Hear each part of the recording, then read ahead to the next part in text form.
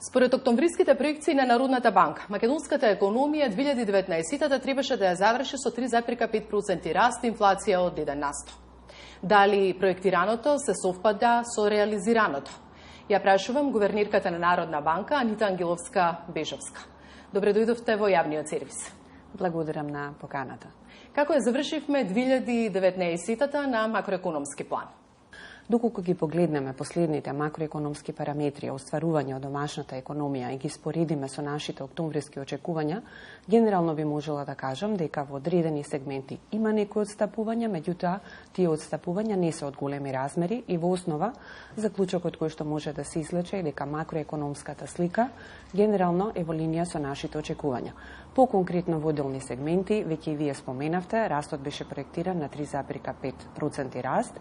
Досега се расположливи податоци за трите квартали од 2019 година, кога растот, регистрираниот раст, е 3,6%, што упатува на остварувања кои што се блиски до проекцијата, иако во структурата се гледа одредени разлики, има попозитивни остварувања на нето извозот, а помалку позитивни остварувања на домашната побарувачка. Иако ако ги гледаме и компонентите на домашната побарувачка, се гледа солиден раст. Например, продолжува да расне личната потрошувачка, која што расте со стапка од околу 4%, продолжува исто така растот на инвестициите по стагнацијата во претходниот период. Инвестициите остваруваат раст од околу 5,6%, а спомена веќе дека остварувањата кај нето извозот беа нешто повисоки, при што извозот продолжува да расте со солидна двоцифрена стапка, некаде околу 13%, што е добро, бидејќи знаеме што се случува во глобалното окружување, дека има значајно забавување на глобалниот раст. Се уште не се расположливи податоци за четвртиот квартал, меѓутоа досегашните остварувања ми даваат право да заклучам дека и кога ќе ги имаме податоците за целата година, не би требало да има позначени отстапувања од нашата проекција од 3,5. Во однос на инфлацијата, и самите споменавте, ние проектиравме инфлација од 1% оваа година во просек, а податоците со 11 месеци од оваа година упатуваат на инфлација од 0,8%, што упатува на веројатност дека инфлацијата би била блиска, но малку пониска од нашите проекции, сепак тоа не е голема разлика. Поповолните остварувања кај нето извозот, кои што ги споменав, заедно и со другите солидни движења во финансиската сметка на платниот биланс, резултира и со нешто повисоки девизни резерви од нашите проекции. Што значи, генерално би кажала дека има одредени отстапувања, на тие се умерени и не ја менуваат значајно макроекономската слика, која што ја очекувавме со октомвриските проекции. Надворешните ризици остануваат, глобалните трговски тензии и Брекзит. Влегуваме и во изборна година, се очекува и влезот во НАТО. Ке има ли поголеми поместувања во делот на македонската економија? Со колкав товар влегува во 2020-та?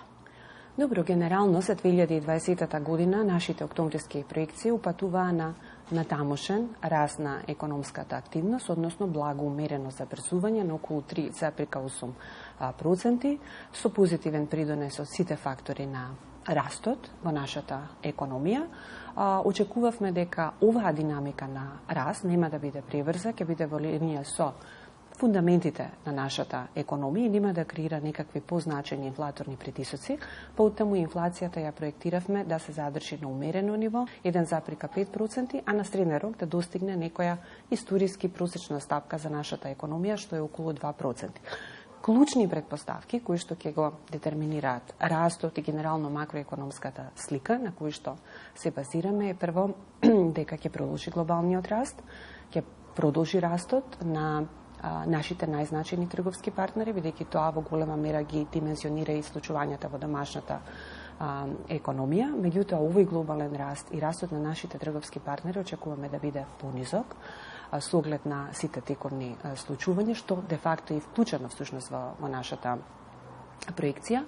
Значајни предпоставки за растот секако се и позитивните очекувања на домашните агенти, задржување на стабилноста во нашиот систем, но исто така и продолжување со политики кои што и натаму ќе бидат фокусирани на поддршка на инвестициите, странските директни инвестиции, домашните инвестиции.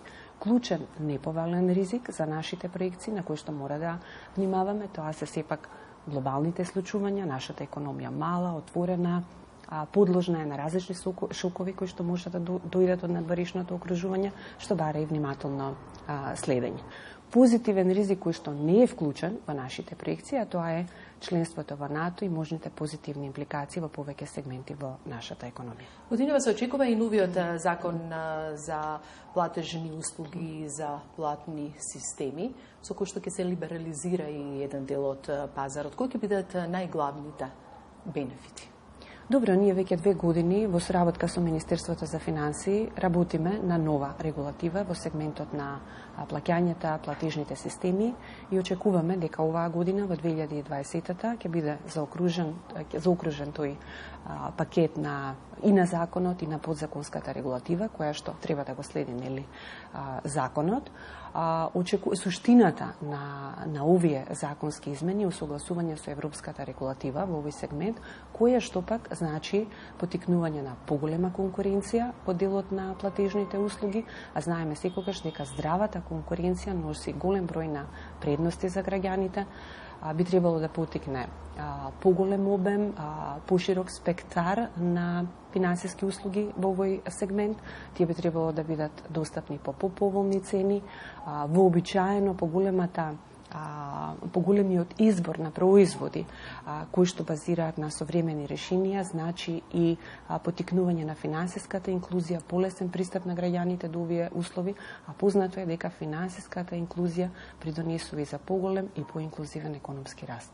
Каква е состојбата со девизните резерви? Ќе продолжи ли политиката на стабилен курс на динарот?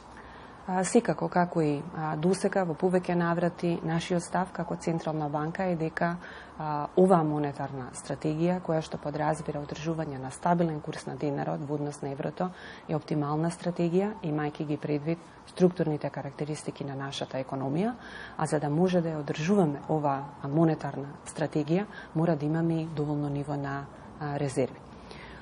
Токму тие причини Централната банка во континуитет води макроекономски политики, односно спроведува монетарна политика која што значи одржување на адекватно ниво на девизни резерви. Во моментот девизните резерви изнесуваат 3,2 милиарди евра, што е сосем адекватно ниво за структурата на нашата економија. Иако треба да потенцирам дека кога зборуваме за адекватноста на девизните резерви, нивната адекватност не ја мериме само преку номиналниот износ на девизните резерви, туку следиме цел сет на стандардни индикатори упатува на адекватност на нивото на девизни резерви и соодветно со оваа монетарна поставеност. Дали во 2020-та ќе продолжи стабилноста на банкарскиот сектор како досега? Всушност, една од главните позитивни одлики или силни страни на нашата економија е стабилноста на банкарскиот систем. Тоа јасно го видовме во посткризниот период, бидејќи нашиот банкарски систем остана здрав, стабилен и тоа беше многу важно за да може да обезбеди поддршка на реалната економија. Најновите расположливи податоци во овој сегмент упатуваат на тоа дека и натаму своите структурни карактеристики и одлики ги задржува банкарскиот систем, значи и понатаму тој останува здрав, стабилен, со високо ниво на адекватност на капиталот, стапката на адекватност со септември изминатата година, кој што е последно расположлив податок, изнесува 16,9%, што е повисока и во однос на предкризниот период. Не е важно само што адекватноста е висока, туку и ако ја погледнеме и структурата на капиталот, таа јасно покажува на висок квалитет на капитал со кој што располагаат банките. Понатаму ликвидноста исто така се одржува на соодветно ниво. Учеството на ликвидната актива во вкупната актива е некаде околу 30%, а истовремено би потенцирала дека и натаму продолжува процесот на подобрување на квалитетот на активата на банкарскиот систем, при што нефункционалните кредити изнесуваат некаде околу 4,9%. Секако, кризата имаше рефлексии, во одредена фаза дојде до сколемување на нефункционалните кредити, меѓутоа добро е што речиси на континуирана основа во изминативе години се забележува тренд на нивно намалување. Со какви жилби гувернирката Ангеловска-Бижовска влиза во 2020-та?